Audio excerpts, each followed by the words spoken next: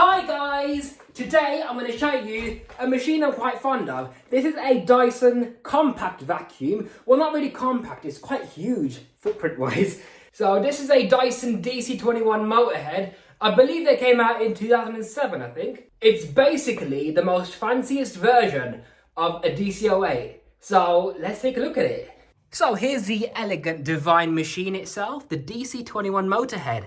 It's the machine that doesn't lose suction. It has the best all-round pickup in use. It has a motorized power head. It's got an antibacterial HEPA filter. And it has a hard floor tool as well. So this is the Dyson in stowaway mode. They used to call it telescope wrap. So it just comes off like so. Unravels all the way around the machine. This pipe is extremely long. It's even longer than the pipe on a Henry vacuum. Remove the power head from the parking bracket. Attach that on. And then pressing this right here extends the wand to your desired height, and you have it ready for vacuuming, obviously with it plugged in as well, but you get the gist. In 2006 or 2007 I think it was, Dyson updated the DC08 to become the DC19. The DC19 was basically this main unit right here. They just had to make some changes to make it a little bit better. They did the DC20, which is basically a DC19 but with a stowaway feature. And the DC21 right here is basically a DC20, but with a motorized power head. So let's take a look at the power head then. This power head weighs a ton. It's really, really heavy. Underneath you have the brush bar, which is reminiscent of a DC15 brush bar. With average bristles, it does a fairly good job at revitalizing the carpet pile. The bristles don't really stick out the base that much. But despite this, it still performs incredibly well. Even compared to a DC15, I'd say this performs a little bit better actually. When you get hair that's wrapped around the brush bar, it's really easy to undo the brush bar end cap. The brush bar slides out, just like a DC15 and DC18. It just comes out like that. So yes, it is a motorized brush bar. There's no belt to break. It's got its own cogged belt connected to the motor. You have a brush control function to turn the brushes on and off. You have a swivel joint as well, reminiscent of a DC18.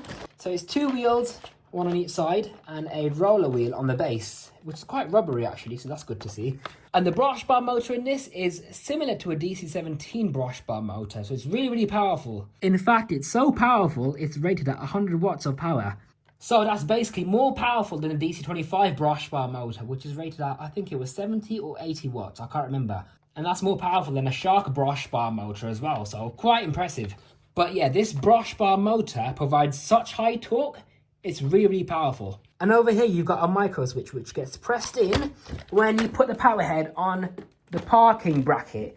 What this basically does is when you have the machine switched on, the brush bar turns off automatically.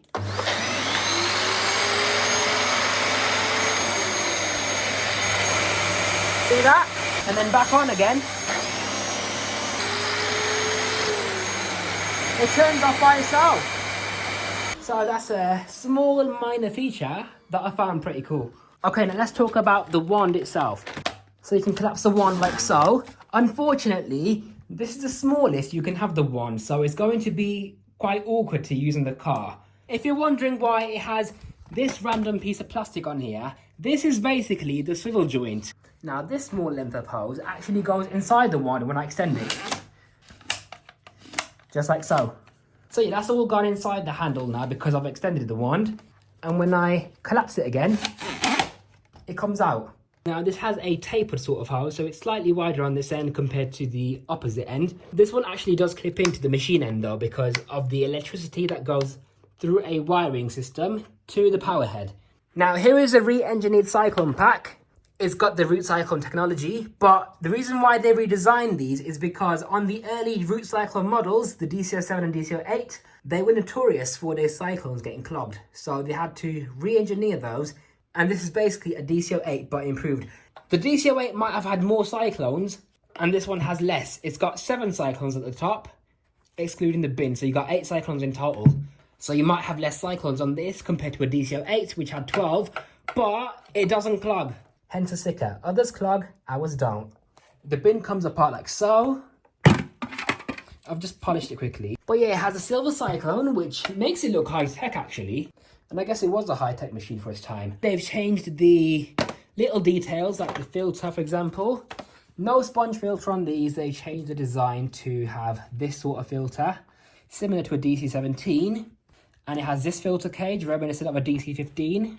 And it has a HEPA filter right over here. The seal is not on the HEPA filter, it's actually over here where the filter sits. So the exhaust air just travels up this very wide piece of ducting, out through these vents and into the atmosphere. They've improved the tool storage as well on the DC-19, 20 and 21 by having the tools molded into the filter cover. I haven't actually got the right tools for it, but I've got some DC-11 tools here, but unfortunately they don't fit onto the tool storage. I mean, the crevice tool kind of does. It doesn't clip in though. The stair tool almost clips in, but it doesn't. And same with the dusting brush, because the clips don't line up with the area where they're supposed to clip into the tools. Now, as great as these vacuums are, I've never been a fan of the speed of the cable rewind. They've been quite slow and weak compared to a Miele vacuum.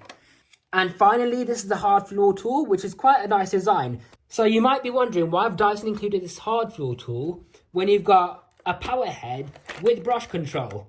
Yes, you can use this on hard floors, perfectly fine, but this hard floor tool actually features a large debris channel as featured on the DC-14 and 15. So it's a pretty nice tool. You got bristles all the way around. You got two rubberized roller wheels, followed by this swivel neck. It's not the most agile floor tool, but it is nice to use. Now the motor in this is basically the same as a DC-07, DC-08, DC-14, so it should have the same suction.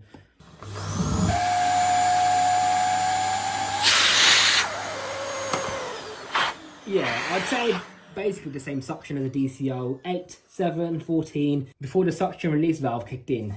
And here it is in action.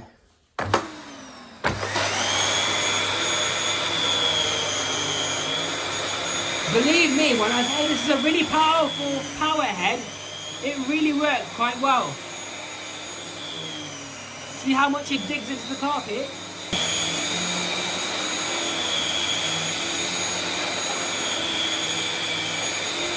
Look at them carpet lines.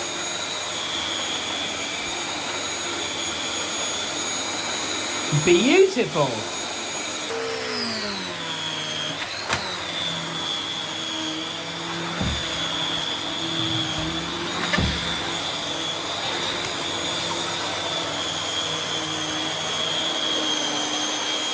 It's got a nice swivel steering on it as well.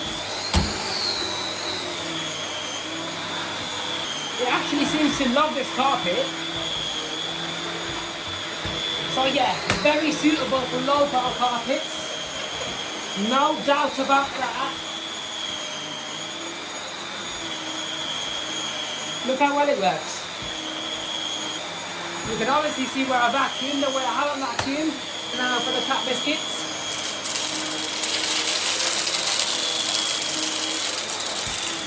Yeah, seems to struggle with large debris, but it is what it is.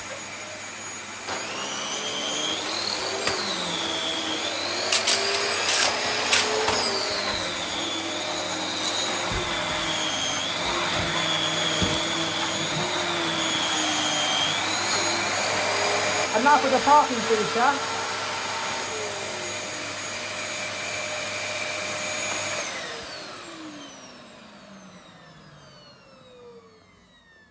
So to summarise, the DC-21 is a fantastic powerhead cylinder vacuum. It's a full-size machine designed for large homes.